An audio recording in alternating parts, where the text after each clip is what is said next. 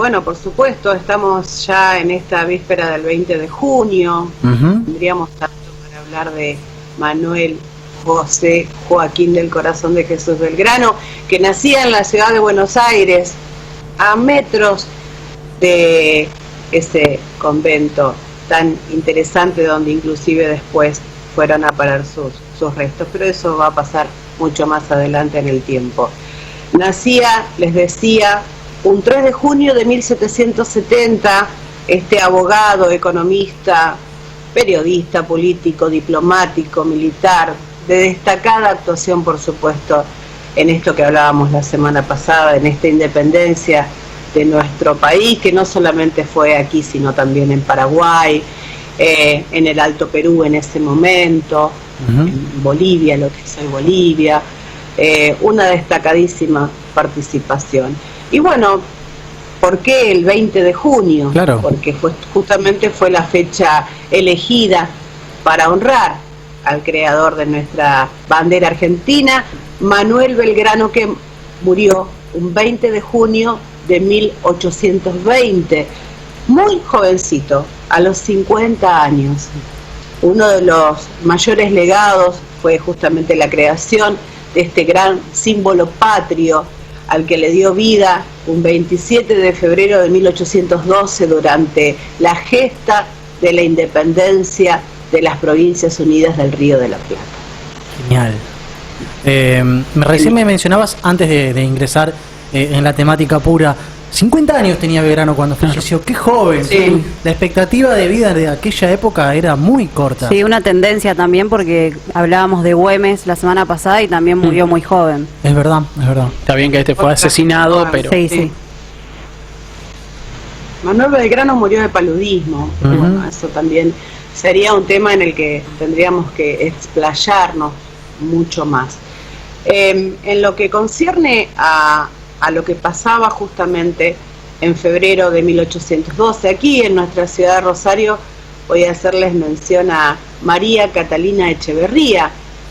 Muchos la recordarán como la rosarina de cuna humilde que cosió la bandera de la patria.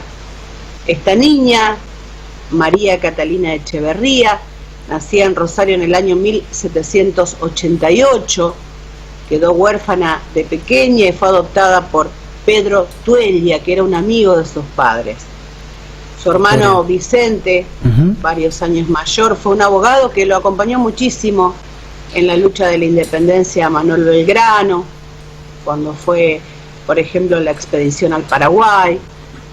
Ella, dicen algunos historiadores, no solamente fue la niña que confeccionó la bandera, que era blanca y azul celeste, dos tiras verticales, fue de la manera que la confeccionó, sino inclusive algunos historiadores dicen que fue la que llevó la bandera en sus brazos hasta el altar, donde justamente se hizo por primera vez aquí, en la barranca del río Paraná, donde hoy tenemos nuestro querido y amado monumento a la bandera. Eso quería destacarlo, porque mucho por ahí no se habla de la presencia de María Catalina, así que fue justamente esta niña que, bajo la mirada ahí un poco inquietante de Manuel Belgrano, construyó o diseñó o confeccionó la bandera. ¿De dónde sacó la tela? De la tienda que tenía su papá, de Pedro Tuella. Dicen que era una de las tiendas más importantes que había acá en la ciudad de Rosario. Mira. Bueno, dicen que ella entró ahí un poquito de manera clandestina, extrajo los géneros y ahí confeccionó la bandera. Ah, bueno, hay una historia media de piratería. Sí. Qué bárbaro, qué buen dato, eso no lo tenía. Sí, la verdad que sí.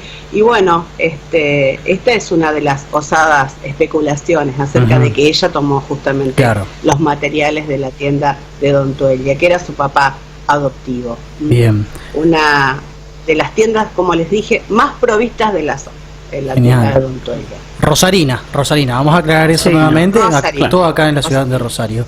Bien. Quiero contarles también que la decisión de celebrar justamente el 20 de junio fue a partir de la presidencia de Roberto Ortiz, que en el año 1938, por un decreto con aprobación del Congreso, por supuesto, se decidió que cada 20 de junio se celebre aquí en la Argentina el Día de la Bandera, justamente para recordar la gesta de su creador. Un Manuel Belgrano que verdaderamente tendríamos tanto para decir. Fue un innovador, una persona que estaba siempre más adelante con el pensamiento. Recordemos que él estudió en el Colegio San Carlos de Buenos Aires y luego su padre gestionó su estudio universitario, primero en la Universidad de Salamanca, después pasó a la de Valladolid, donde por supuesto se recibió de abogado. Luego regresa a la Argentina, se hace cargo de la Secretaría del Consulado en Buenos Aires, y bueno, ahí comienza también a diagramar todo esto que tiene que ver tanto con la educación, claro, con el estudio, la igualdad de género. Fíjense, en esa época, ¿no? Estamos hablando del año 1811, 1812, él empezaba a decir que las mujeres también tenían que tomar la educación tanto como los hombres. Instaura la educación obligatoria y gratuita en las escuelas. Fíjense, obligación de mandar a los chicos a que estudien, y que la primera escuela era la casa, y que la madre era la que enseñaba, y la madre también tenía que tener instrucción académica. De esta manera, un precursor. Funda, claro, por supuesto que fue un precursor. Funda la escuela de náutica, por ejemplo, funda escuelas de matemática aquí en la Argentina, funda, distintas escuelas que tenían que ver justamente con esto que él decía, el oficio, a partir del oficio, el trabajo. Qué bárbaro, qué pilar. Sí, estas ideas que tenía fue también, el primero, ¿no?, que habló del medio ambiente, de la ecología, que decía que la ganadería beneficiaba a algunos pocos, en cambio la agricultura era para que el poder adquisitivo estuviera en mayor cantidad de manos. ¿Se entiende, no? Sí, claro. No voy a entrar tanto en la economía, pero quería comentarles al menos estos rasgos distintivos del gran Manuel Belgrano. También habla de los ideales, ¿no?, que manejaba Belgrano, obviamente con su formación académica traída desde Europa. Sin embargo, esto lo trató de reflejar aquí en Argentina, y como decías vos recién, Nela, inaugurando escuelas, planteando algunos ideales fuertes y fundamentales. Esto que me decís de la ganadería con respecto a la agricultura, esta diferenciación que hace Manuel Belgrano, también es muy interesante y refleja lo que él pensaba y que afrontaba como su ideal, ¿no? Sí, sobre todo no nos olvidemos que Manuel Belgrano estudia en Europa. Cuando les digo simplemente 1789, inmediatamente piensan en la Revolución Francesa. Entonces, en esa época de estudios, teníamos en Europa absolutamente revuelta.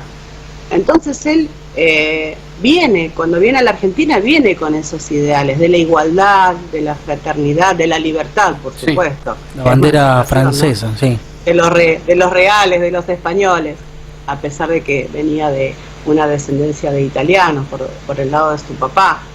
Todo esto, y bueno, por supuesto el estudio, ¿no?, que él adquiere en Europa, todo esto es lo que lo motiva a pensar en este sistema económico que fue tan definitivo.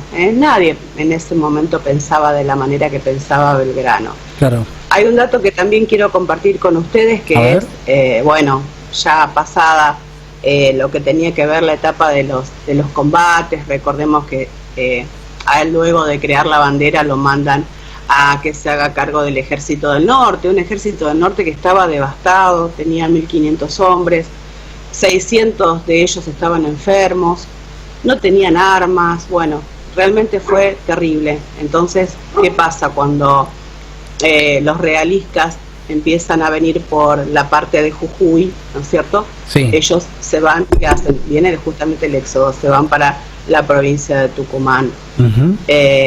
Así que realmente le tocó.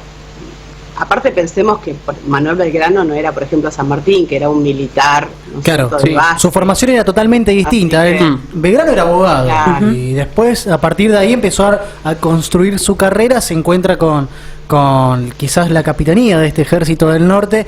Sin embargo, lo que recién mencionabas vos, la formación militar también era fundamental en aquella época, y no contaba con esa formación. Sí, por supuesto. Sí. Y bueno, de todas maneras, comenzó de a poco a a darle una impronta importante a este ejército que contaba en principio, como les decía, con 1.500 hombres que estaban no solamente en malas condiciones de salud, sanitarias y todo eso, muy golpeados, sino que él decía, tampoco no tienen mucha cuestión en cuanto a el hacer caso, a tener un líder militar, ¿no es cierto? Bueno, todo eso fue de lo que se encargó Belgrano, y bueno, gracias a eso pudieron hacerle frente a los realistas luego con este ejército que mejoró muchísimo. Buenísimo. En la batalla de Salta y en la batalla de Tucumán. Gran incorporación entonces de Belgrano. Vos sabés, Nela, que se me vino a la cabeza cuando hablabas todo el tema de la historia de Belgrano y también el detalle de lo que fue la creación justamente de la primera bandera. Me retuvo a lo que es lo que tendríamos que repensar en cuanto a los conceptos de la fecha del día de hoy, porque estamos conmemorando el fallecimiento de Belgrano, pero le pusimos Día de la Bandera. Y si bien la historia de la bandera obviamente está muy ligada a Belgrano por ser el creador, por supuesto, pero realmente el Día de la Bandera, no sé si deberíamos repensarlo como otro día, porque se hizo el 27 de febrero de 1812 la primera. Claro, el 27 de febrero, exactamente. Pero bueno, como les comentaba anteriormente, en 1938 se estableció el 20 de junio, que fue el paso a la inmortalidad del gran Manuel Belgrano. Fue una cuestión así que se decidió, pero verdaderamente fue el 27 de febrero, como decís vos, Manu. Sí, sería lo más lógico, además, ¿no? O sea, una doble conmemoración. Claro, quizás hoy que sea el día de Manuel Belgrano, conmemoración del fallecimiento de Manuel Belgrano, el 27 de febrero, el Día de la Bandera. Y muchas veces mucho piensa, quizás hasta por la formación que tiene uno y lo deja al pasar, que Belgrano solamente se ocupó de la creación, nada más y nada menos, de la bandera, pero después tuvo esto que recién comentaban, hitos a nivel militar y bueno, y obviamente con sus ideales sociales y políticos, el legado ideológico fundamentales para la consolidación del Estado argentino también, ¿no, Nela? Claro que sí. Y algo que antes de despedirme no me quiero olvidar de que, bueno, él tuvo todas estas batallas, ¿no? Con todas estas cosas adversas, cuando recibe este ejército del Alto Perú que estaba en tan malas condiciones y demás. Sí. Luego de las batallas, la asamblea del año 13 decide condecorarlo de alguna manera por todos los triunfos que tuvo, con 40.000 monedas de oro, lo que hoy serían unos 3 millones de dólares. Wow, era increíble. una fortuna verdaderamente. Y Manuel Belgrano no quiso saber nada con todo eso. ¿Qué dijo? Dijo que que se funden 4 escuelas. 4 escuelas era el dinero que alcanzaba para esta especie de premio que iba a recibir él, a lo cual por supuesto se negó. Y bueno, las escuelas nunca se crearon, Nunca se fundaron. Desde esa época viene la cuestión. En algunas se pusieron una piedra ahí, una piedra fundamental, pero no. Y sigue estando la piedra fundamental ahí. Qué desastre. Bueno, pero a ver, obviamente el dinero no apareció. Es una página oscura, obviamente, de la política argentina. Sin embargo, no podemos dejar de destacar la actitud de Belgrano, que obviamente terminó falleciendo quizás en la austeridad. Sin embargo, dejó un gran legado en su paso, y también entiendo que es uno de los principales próceres argentinos. Nera, no sé cómo estará en tu ranking de próceres, porque la semana pasada nos hablabas de San Martín, nos hablabas de Güemes, y Belgrano está ahí cerquita también. Ahí también tengo un triunvirato, Belgrano, por supuesto. ¿Qué nivel? Viste que de chiquitos te enseñaban, Manuel Belgrano le donó el reloj al médico que lo atendió en sus últimas instancias.